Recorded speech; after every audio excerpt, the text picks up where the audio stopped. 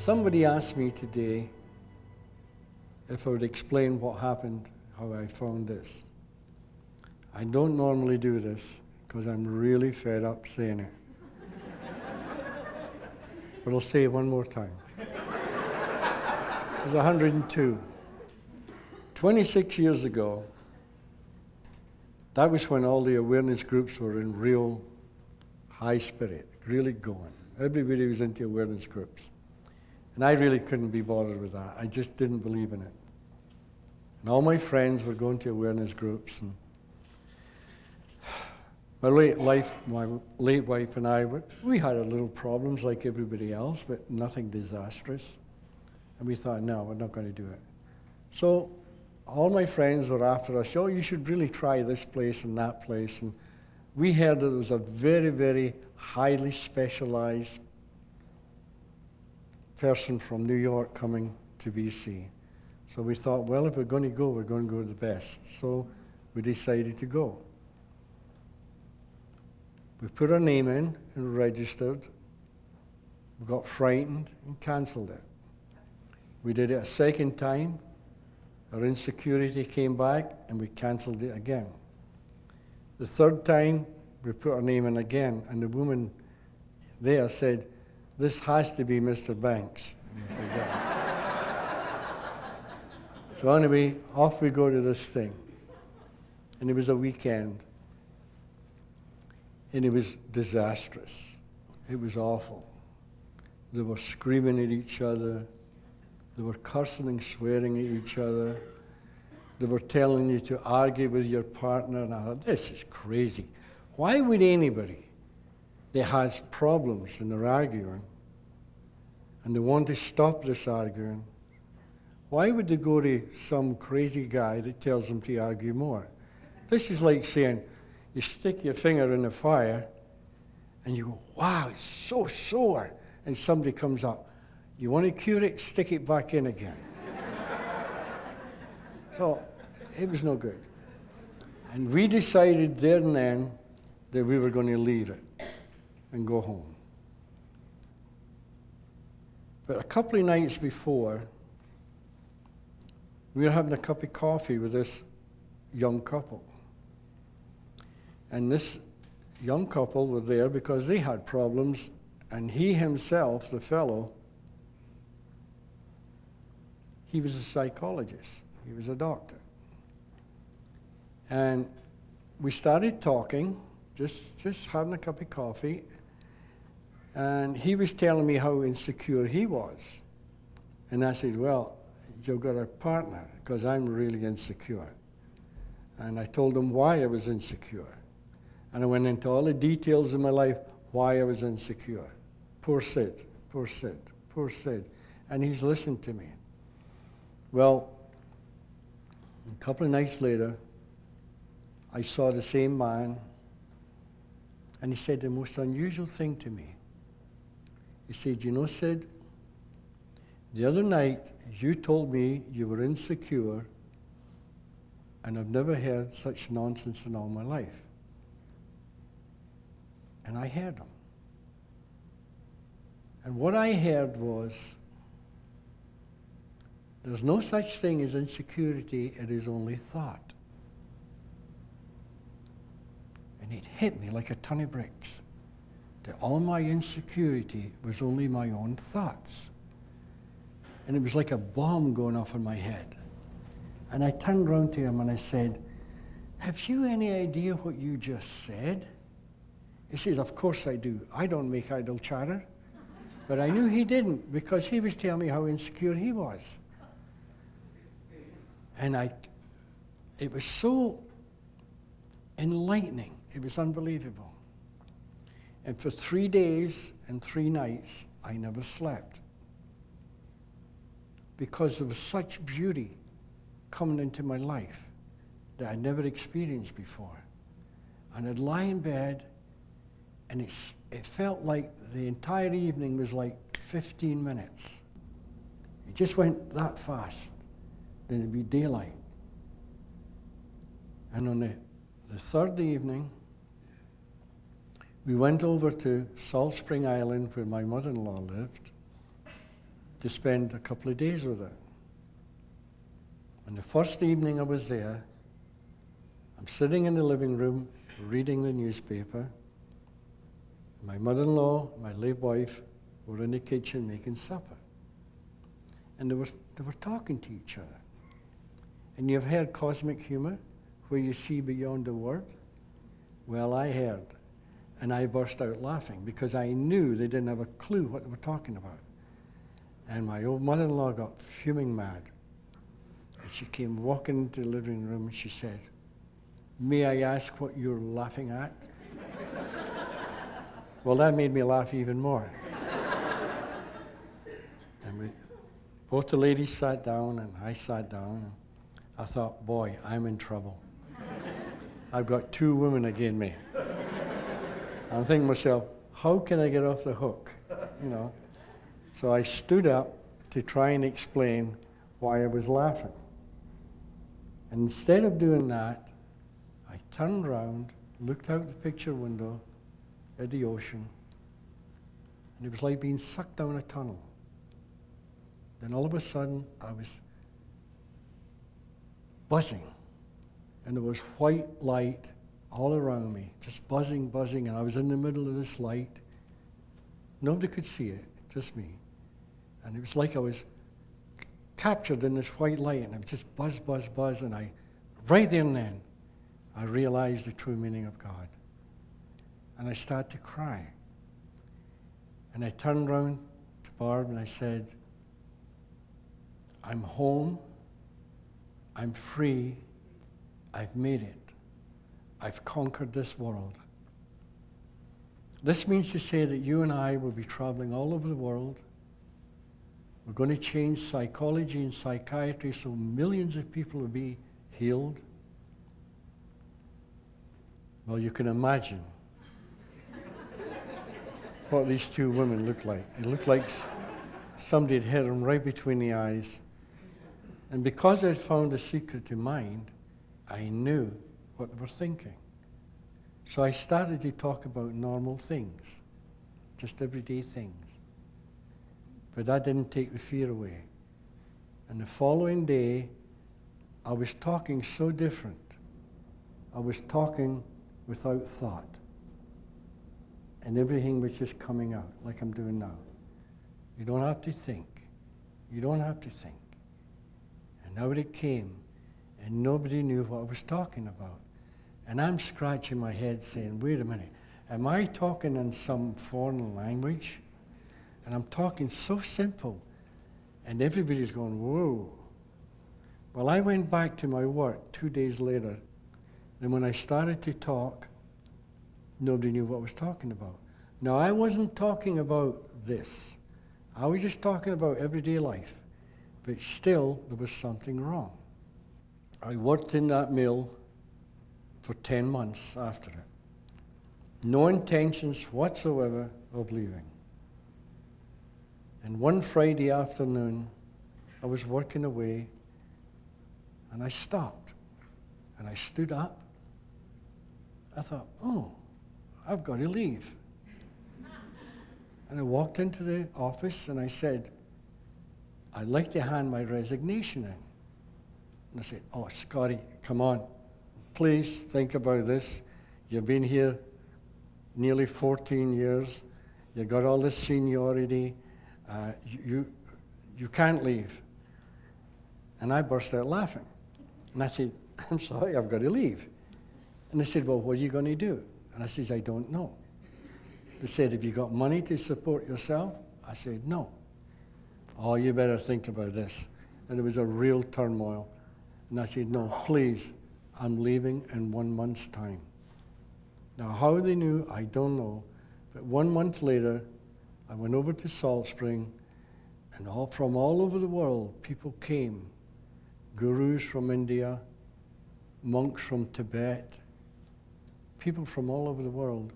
And to this day, I still don't know how they heard about it. And that was the beginning. And it was the beginning of good fun. Because I met the most unusual people you've ever met in your life. No wonder they thought I was crazy, you know. because of the people that came. But it was really interesting. But they're talking about spiritual energy, but they didn't really realize what spiritual energy is. Spiritual energy is the world. It is. It just is. You don't have to go looking for it. It's not in some far-off land. It's inside you. It's deep down in your soul. You know how some preachers in the old days would say, you're losing your soul to the devil because you're doing harmful things to people. Well, that's true, because you're losing your spiritual intelligence. And because you're losing your spiritual intelligence, you're losing your soul. You're losing your common sense. Don't you see? It's all the same thing in different words.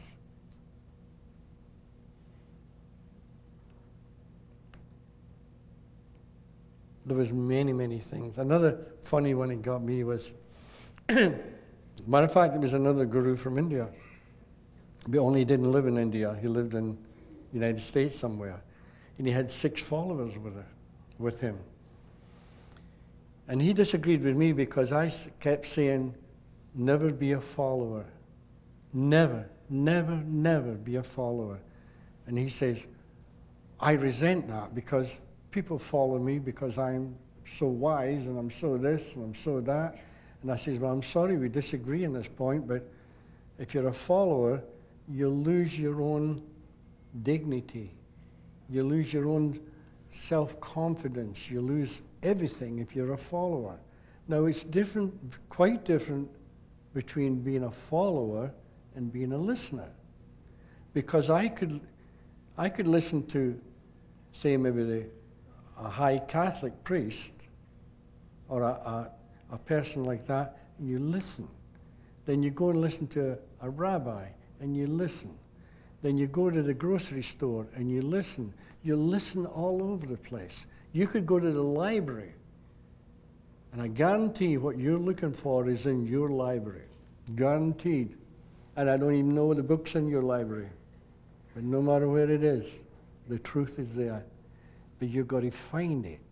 And even when you open a book, it's there. But you've got to find it. You ever read a book and you say, wow, that's incredible, and you get an insight. You close the book, and the following day, you could look till hell freezes over and you can't find it. But it's in there. You saw it. You saw beyond the word. And that's the most important thing. And this is what this fellow was getting quite upset about. So I talked with this man and his followers for about maybe an hour. Then Barb says, I wonder if these people would like some tea. And I said, sure, okay. So we both went into the kitchen, we were making tea, and we had canned, and we got cookies and all this, put them on. And this fellow comes up to me and he says, you know, Sid, it's very interesting what you're saying, but there's only one thing bothers me. And I says, what is that? He says, you have no humility. And I said, oh, sorry you feel that way. He says, yeah. He says, you've got to find humility. He says, now, I have lots of humility.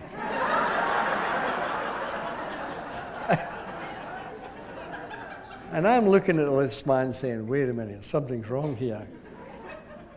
So anyway, we had the tea ready, and I took the teapot to walk in, and this guru says, can I help? So Barb hands him this can of cookies. Immediately he dropped to his knees, and he walks through the kitchen on his knees, into the living room, all around everybody, passing the cookies on his knees, comes back into the kitchen, and he gets his finger and he says, now that's humility. And I always remember what I said to him. I said, do you know, sir, humility is when it isn't. And he says, what do you mean by that? I says, you figure it out. Now we know Everybody in here knows we're the most humble people on earth.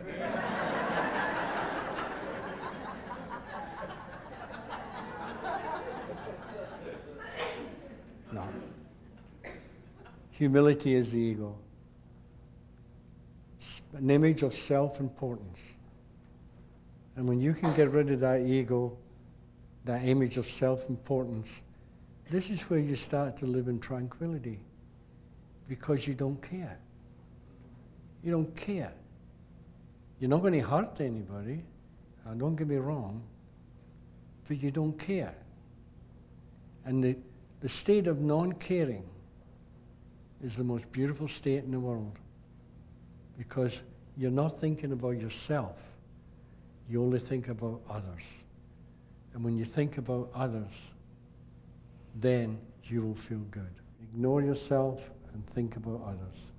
And yet the ironic and the paradoxical thing about this, I said to you yesterday, be as selfish as you can and find it for yourself. But once you find it for yourself, then your world switches. And you can't find that switch until you see that. You've got to find your own switch that puts that light on. You know how the biblical teachings talk about light? Light is wisdom. That's what the wisdom is. That white light I was talking about, only I could see that. And I know many people used to come up and say, to Barb, what did you feel like when this was happening? She says, well, I couldn't understand it, but there was a feeling in that room that night. It was a tremendous feeling. She says, and at first, we thought Sid had flipped, because he's a grade 9 educated man talking about doing all these things. But there was no doubt. There is no doubt. There is no doubt. And I'm not just talking about myself. I'm talking about anybody in the world.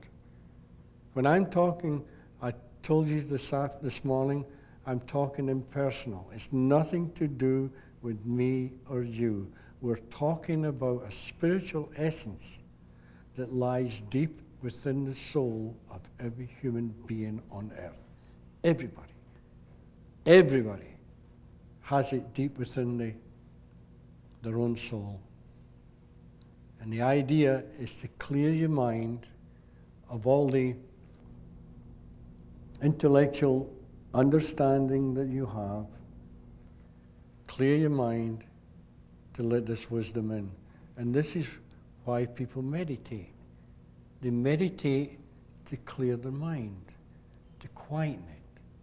And once the silence comes, this wisdom, it doesn't enter. This is a nice fallacy. It does not enter. It unfolds. It doesn't go from outside inside. It goes from inside outside.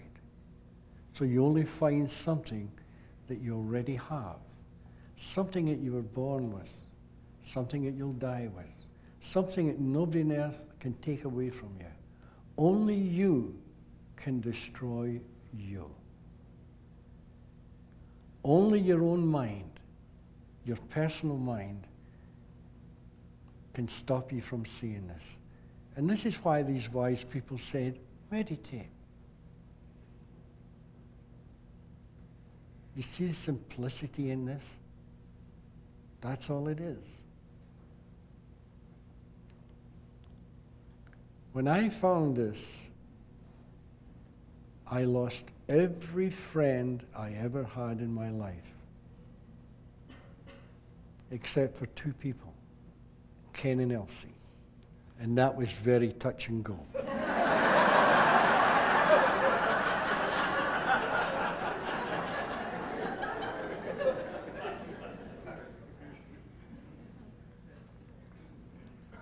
Now, my friends that know me from the past, they thought I was in the middle of a nervous breakdown. Because after I left to work, And I had to go back to do some paperwork once. And I saw some of my friends, and the first person I saw came running up to me and said, "Oh, hi, Scotty," and shake my hand. And, "What are you doing these days for a living? Are you busy?" And I said, "Hey, I'm very busy." And I didn't want to talk to him because I didn't want to frighten him. So I didn't want to say it. I said, "Yes, I'm busy and I'm doing well." "Well, what are you doing? Who are you working for?" I said, "I'm working for myself." "Oh, you bought your own weld machine?" I said, "No." And he said, "Look, Sid, you're avoiding my question. Now I want you to answer. What were you doing, say, 2 days ago?" And I really didn't want to hurt him. I didn't want to frighten him. But I had no other choice. He asked me. And I said, "Well, I was at UBC University, and I was talking to professors." Whoa. He literally exploded and ran. All I saw was his back. And I saw the same man about 5 months later, and he asked the exact same question. "What are you doing?" I said, "Remember the last time you asked that question?" And he went, because I had to put myself in their position. If I was in their position and somebody like me was saying what I was saying, I would think they were as nutty as hood oils. And they thought I was in the middle of a nervous breakdown because they were seeing the impossible being done. There's only one way it's possible. That it's already inside you.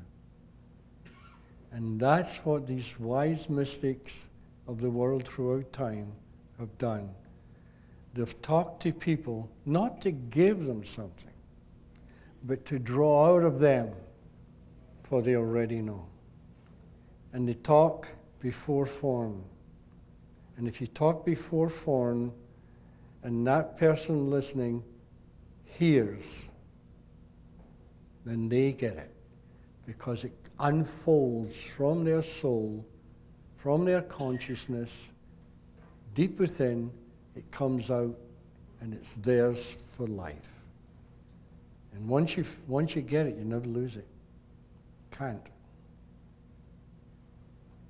lose it. I know a lot of people find little bits, and they go up and down. And maybe they're happy for a month, then they go unhappy, and they'll phone up and say, "I just lost it." I said, "Don't worry, it'll come back." As long as you realize all it is, you've changed thought.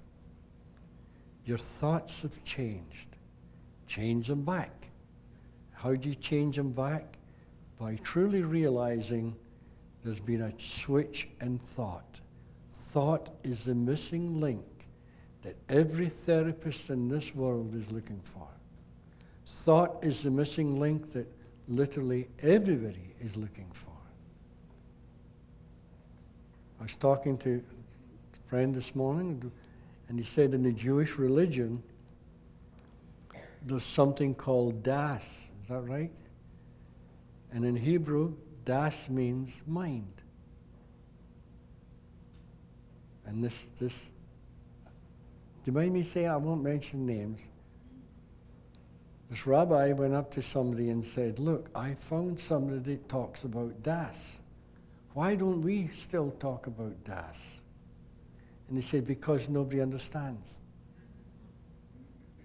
If you really start to understand what mind is, you realize it's true. You cannot give it away. It's impossible. You know the kahunas in Hawaii? Kahuna in the Hawaiian language means they're the priests, they're the Hawaiian priests. And kahuna in the Hawaiian language means the carriers of the secret of mind. That's back to that Das. So there's the Jewish and the Hawaiian both saying the same thing. There is no difference. You could take any religion, anything, anyone in this world, and put them all together, and they're all saying the same thing differently. And that's why I said to you yesterday, no matter what church you belong to, keep going.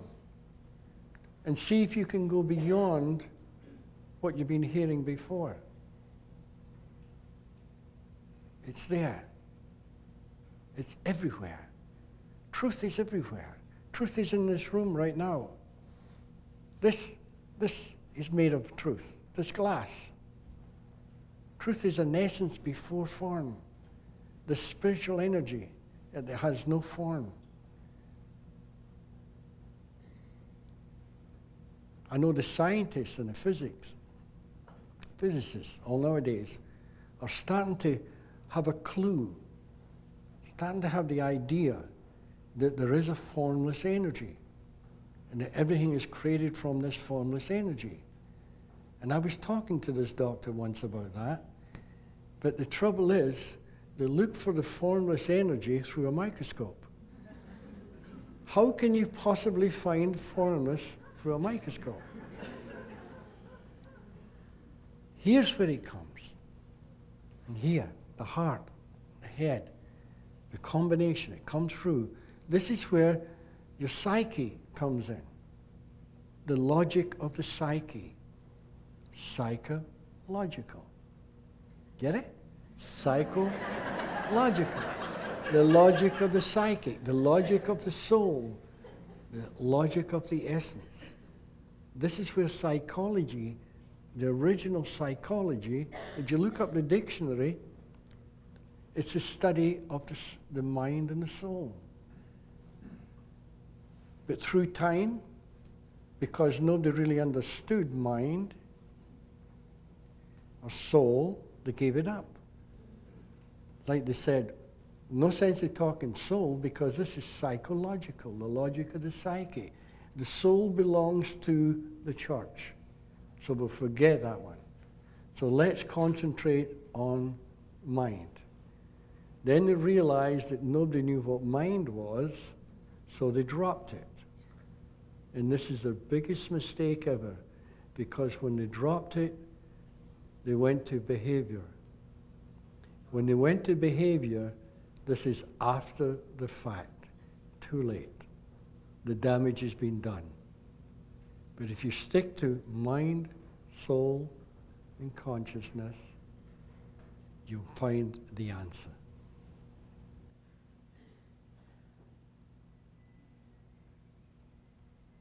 Okay, anybody got a question? Bob? No, I'm serious.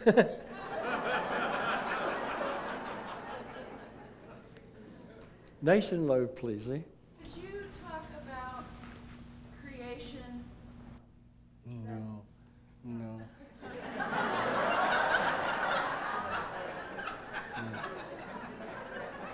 Impossible. No. I said yesterday when a newly born baby comes into this world, it's come from the spiritual, it's been incubated, but it has no memory, it hasn't experienced creation yet, because it's still absolutely pure. It has no idea of creation. When that baby is born and it comes into this world, then it's entered the physical world. It's left the spiritual world, come into the physical world, then its five senses take over. Touching, smelling, seeing, tasting, whatever. And that's where it comes into this physical world. And from then on, it travels through the world guided by those five senses. But the five senses on their own are totally neutral until they get amalgamated with mind, consciousness, and thought. They are the creators of this reality, those three principles. If you look carefully, and I don't know much about religion, I really don't. I'm not a religious person. One time, when I was a kid in Scotland, yeah, spiritual, but not religion. Because what I'm saying has no form, and I don't want a form. And that's where it goes missing, because as soon as it takes on a form, it's lost. It's no longer purity. If you can stick with the formless, that's where your life will change. It's like when I started to realize you could talk without thinking, that was a beautiful feeling. It really was. It's like what's happening now. I'm not thinking, just coming out. It's so simple, you don't need thought. You just let what we call universal thought take over. Because the answer is always there. Always, always, always. I remember the first time somebody said to me, this is only about 3 days after my experience, sarcastically, well, what is life? And I said, well, it's a divine dream suspended within the boundaries of time, space, and matter. I didn't know where that came from. I thought, whoa, where did that come from? And only once in my life, I challenged it. And the challenge lasted about 20 seconds. Is this right? Because I was coming out with things that I didn't even know what they meant. I remember once talking to a whole bunch of gurus and doctors and various people from all over the world. The very, very first time I ever spoke. And I spoke for about 2 hours. And when it was finished, I went up to my wife and I said, could you tell me what's the true meaning of this word I've been using all night? And she told me, and I thought, oh, thank God, it's okay. But you get used to it. You get used to it. And this is why, you ever noticed the therapists in this room right now, and all the helpers of humanity in this room right now, when they get up, they never have a speech. They never have anything written. It just comes out of them. It's simplicity. Simplicity. Simplicity is always the answer. But nobody knows when creation started. Nobody could ever explain that. You just know it has.